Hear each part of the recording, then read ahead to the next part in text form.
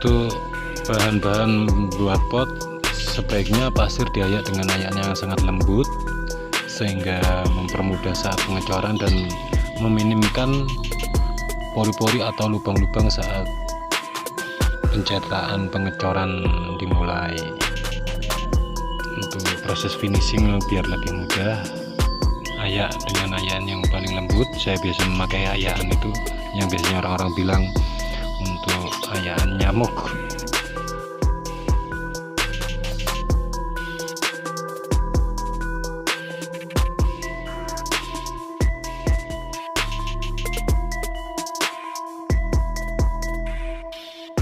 Bersihkan media cetakan dari kotoran atau tanah-tanah yang menempel, lalu lumasi dengan oli bekas. Bisa menggunakan oli baru atau minyak supaya saat proses pencetakan tidak menempel dan mudah dibuka.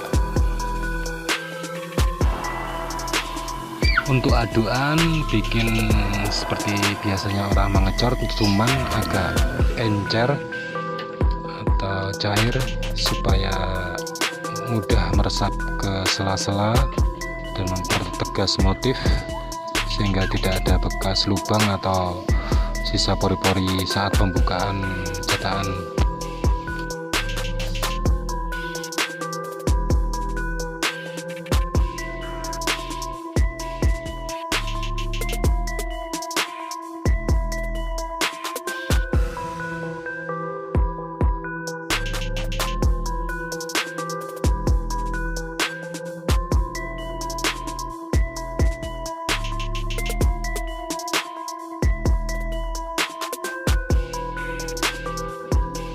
Saat membuka cetakan bibir menggunakan alat lingkis atau pengait besi, jangan langsung terkena bibir, cetakan akan dapat merusak cetakan. Diberi tatakan kayu.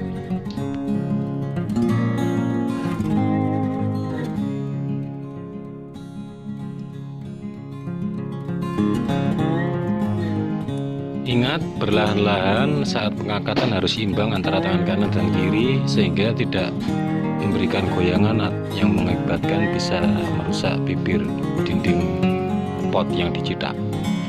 Langsung saja diberi lubang drainase atau resapan untuk air pada pot. Lubang tergantung dengan selera. Biasa kalau untuk bonsai speknya itu lubang agak besar karena biar tidak terjadi genangan air pada pot untuk desain bonsai.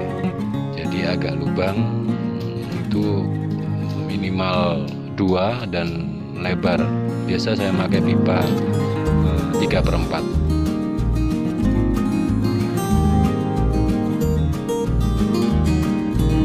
Rapikan bekas lubang, biasa rusak. Rapikan dengan cendok kecil agar rapi.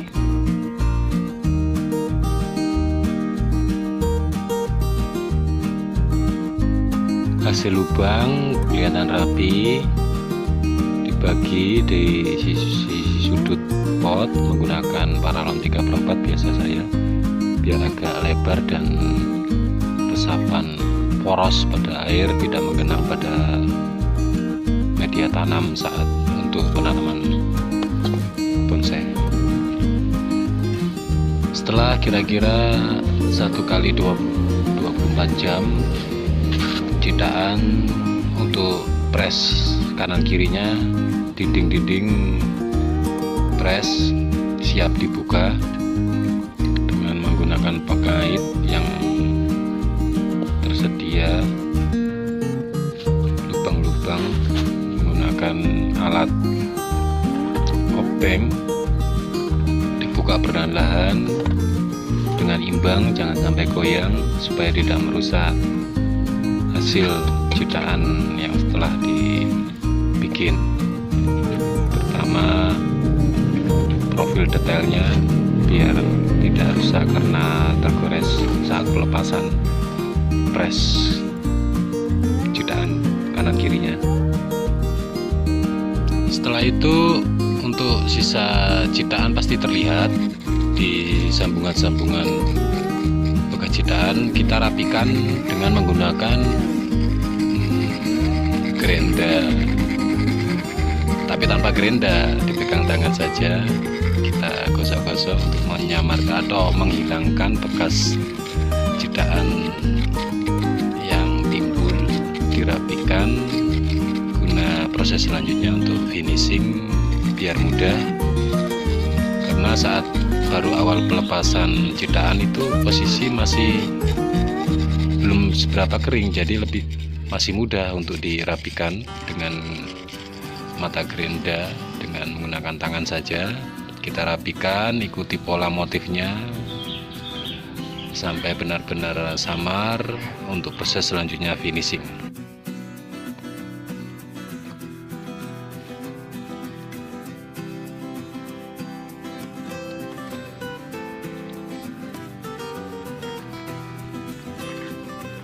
Berlaku juga pada pot juga, pilar sama, itu ada lubang untuk memasukkan obeng alat pengait.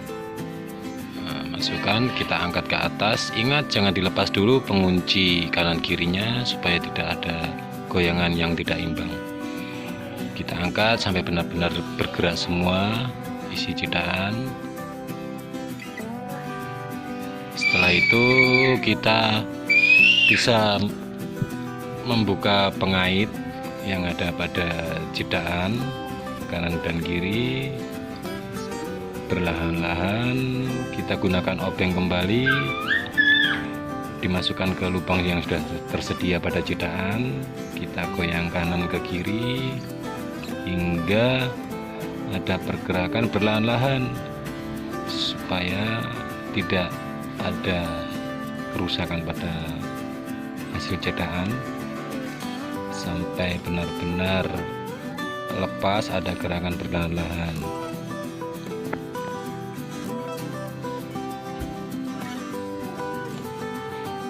Nah, dari situ terlihat sudah ada ruang, sudah terlepas ruang gerakan potnya ciptaan, sudah terbuka sedikit. Kita lepas dengan tangan perlahan-lahan, harus imbang kanan kiri, jangan ada tarikan ke atas atau ke bawah.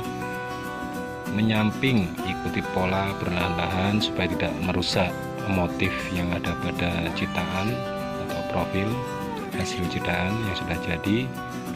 1x24 jam kita bisa membukanya. Jangan menunggu kering, kita bawa ke meja kerja atau trimmer. Kita rapikan seperti biasa. Bekas ciptaan pasti ada terlihat pada sudut-sudut kaki dan dinding-dinding pot. Kita rapikan dengan mata gerenda, manual pakai tangan saja. Kita ikuti motifnya sampai benar-benar samar untuk mempermudah saat proses selanjutnya finishing. Dikuas tipis-tipis dan memakai tangan.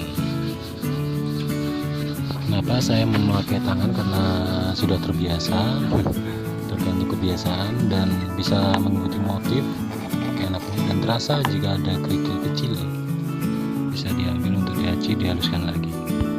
Salah satu contoh model pot osin yang umumnya orang-orang bilang. Selamat mencoba, terus berkarya, tetap semangat. Salam satu hobi bonsai kita.